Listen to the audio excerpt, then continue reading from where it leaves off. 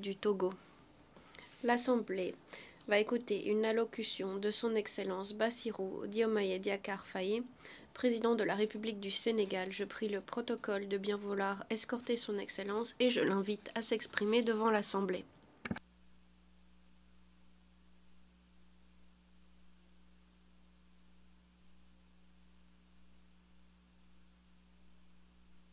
Président de l'Assemblée générale, Mesdames, Messieurs les chefs d'État et de gouvernement, Monsieur le secrétaire général, Madame la secrétaire générale adjointe, Mesdames, Messieurs, distingués invités. Avant tout propos, je voudrais saisir cette tribune pour saluer à nouveau la mémoire de mon compatriote, Amadou Makhtar Mbow, qui vient de nous quitter. Ancien directeur général de l'UNESCO de 1974 à 1987, il fut un homme d'État émérite et un fervent acteur panafricain de la lutte pour les indépendances.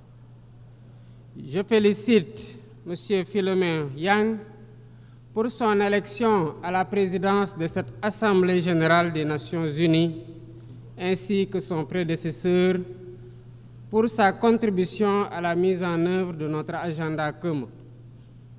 À travers vous, je formule mes vœux de succès dans la conduite de nos travaux.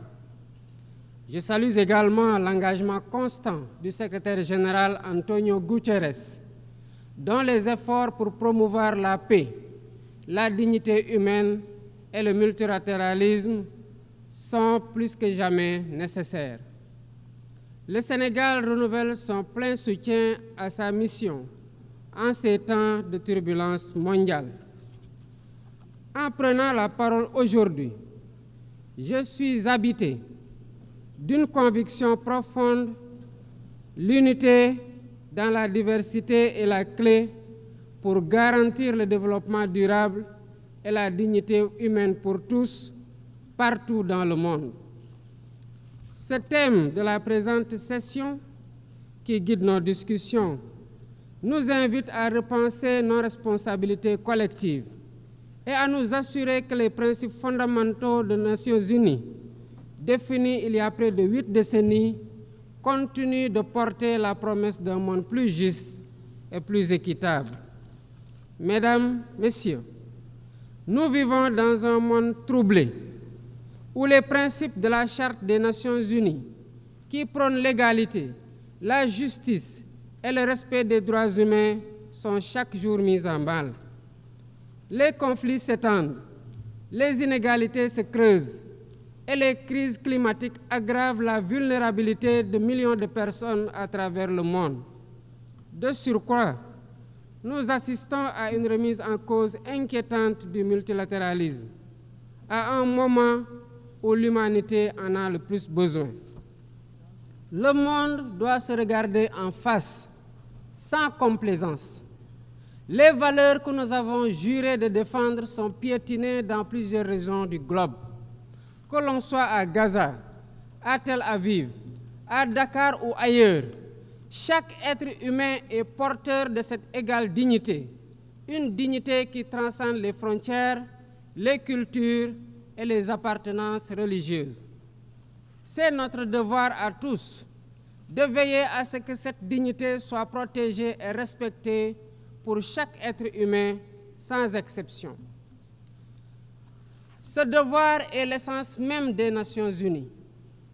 Pourtant, nous constatons chaque jour que le droit international, ciment de la paix mondiale, est souvent violé. Des résolutions adoptées par cette Assemblée sont ignorées. En tolérant ces violences répétées, nous foulons aux pieds les principes de la Charte des Nations unies et sapons les fondements même de cette maison de la paix. Jamais les fondements des Nations unies n'ont autant vacillé qu'en ces temps de violence et de peur et d'incertitude.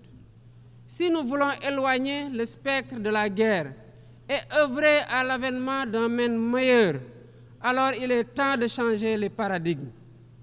Il est temps de remettre l'humain au centre de l'agenda international comme nous y invite le thème de cette session. Monsieur le Président, Mesdames, Messieurs, nous ne voulons plus fermer les yeux sur la tragédie qui se déroule dans le Sahel. Des groupes terroristes sèment la terreur, pillent, tuent les populations civiles innocentes. Cette région, autrefois stable, est désormais en proie à une violence quotidienne, tandis que les Nations Unies, particulièrement le Conseil de sécurité, restent trop souvent inertes.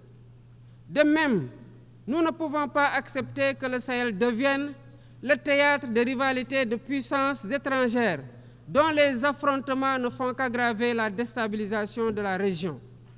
Je dois rappeler ici que la paix et la sécurité de l'Afrique sont indissociables de la paix mondiale. Il est impératif que le Conseil de sécurité remplisse pleinement son rôle de garant de la stabilité internationale.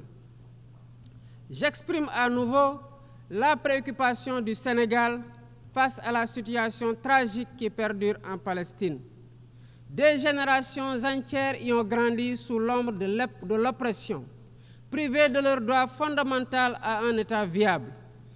Le Sénégal, en tant que président du Comité pour l'exercice des droits inaliénables du peuple palestinien, appelle à un cessez-le-feu immédiat et durable. Nous réitérons notre soutien à la solution des deux États, avec Jérusalem-Est comme capitale de la Palestine, conformément aux résolutions pertinentes des Nations Unies. Cette guerre qui n'épargne ni femmes, ni enfants, ni infrastructures vitales est une plaie ouverte sur la conscience internationale. Il est impératif que le droit international humanitaire soit rétabli dans toutes les zones de conflit et que les Nations Unies jouent pleinement leur rôle de médiateur et de garant de la paix. Mesdames et Messieurs, la paix n'est pas seulement l'absence de guerre. La paix, c'est aussi la possibilité pour chaque être humain de vivre dans la dignité, de se nourrir, de se loger, de s'éduquer et de recevoir des soins. Or, aujourd'hui, plus de 750 millions de personnes ne mangent pas à leur faim et des millions basculent chaque jour dans l'extrême pauvreté. Ces chiffres éloignent de plus en plus le monde des objectifs de développement durable fixés pour 2030. Nous ne pouvons plus accepter que les mécanismes de gouvernance mondiale continuent de reproduire ces inégalités.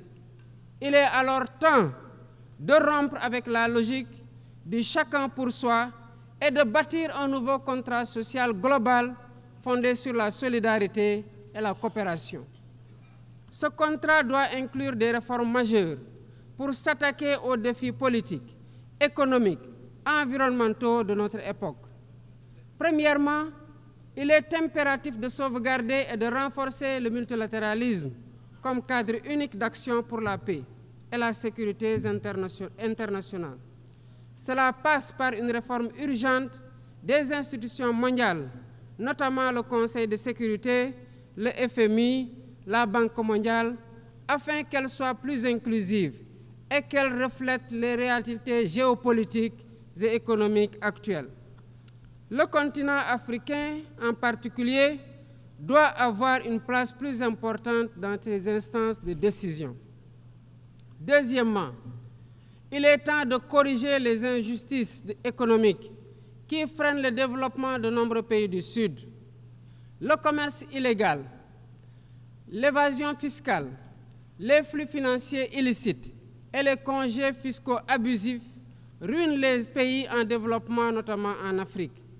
Ces injustices doivent être corrigées pour permettre à tous les pays de participer pleinement au commerce mondial et de bénéficier de la croissance économique. Troisièmement, il est essentiel de garantir avec détermination et d'agir avec détermination contre le réchauffement climatique en respectant le principe de responsabilité commune mais différenciée. Les pays industrialisés responsables historiques des émissions massives de gaz à effet de serre doivent intensifier leurs efforts pour financer une transition énergétique juste et équitable qui ne pénalise pas les pays en développement. nous devons impérativement protéger notre planète sans sacrifier les droits des nations les plus vulnérables à poursuivre leur développement. Quatrièmement, il est nécessaire de rompre avec toute tentative d'imposer des normes civilisationnelles unilatérales. Depuis son indépendance, le Sénégal a toujours défendu l'égale dignité des cultures et des civilisations. Et cette diversité doit continuer à être la base de la coexistence pacifique entre les peuples. Aucune nation ne devrait imposer aux autres ses pratiques ou ses valeurs comme normes universelles. Le respect des différences est le fondement de la stabilité et de la paix dans le monde. Mesdames et messieurs, le Sénégal est fermement engagé dans cette voie.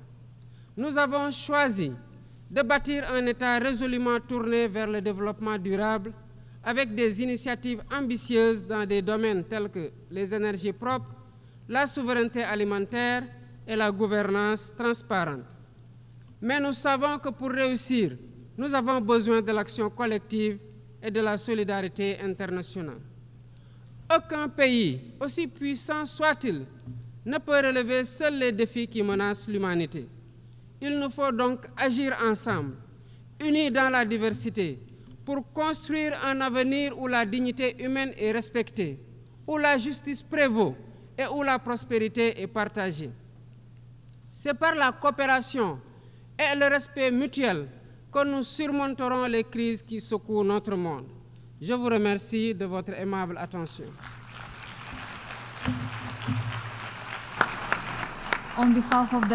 Au nom de l'Assemblée, je remercie le président de la République du Sénégal.